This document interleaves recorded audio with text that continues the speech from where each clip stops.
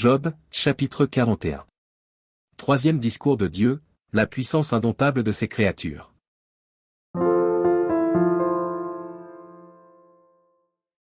Prendras-tu le crocodile à l'hameçon? Saisiras-tu sa langue avec une corde?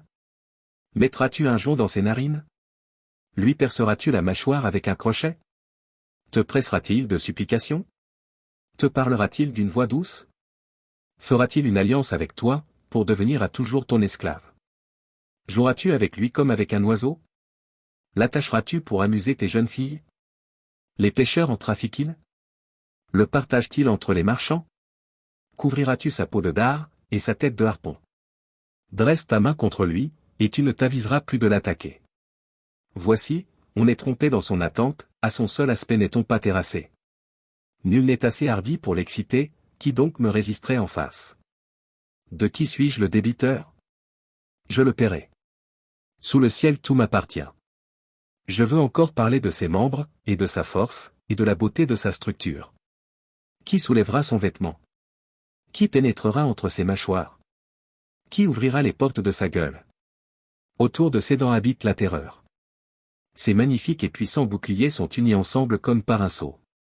Ils se serrent l'un contre l'autre, et l'air ne passerait pas entre eux. Ce sont des frères qui s'embrassent, se saisissent, demeurent inséparables. Ses éternuements font briller la lumière, ses yeux sont comme les paupières de l'aurore.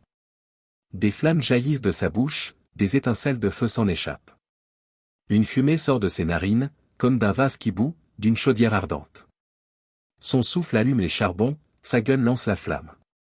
La force a son cou pour demeure, et l'effroi bondit au-devant de lui. Ses parties charnues tiennent ensemble, fondues sur lui, inébranlables. Son cœur est dur comme la pierre, dur comme la meule inférieure. Quand il se lève, les plus vaillants ont peur, et l'épouvante les fait fuir. C'est en vain qu'on l'attaque avec l'épée, la lance, le javelot, la cuirasse, ne servent à rien. Il regarde le fer comme de la paille, l'airain comme du bois pourri. La flèche ne le met pas en fuite, les pierres de la fronde sont pour lui du chaume.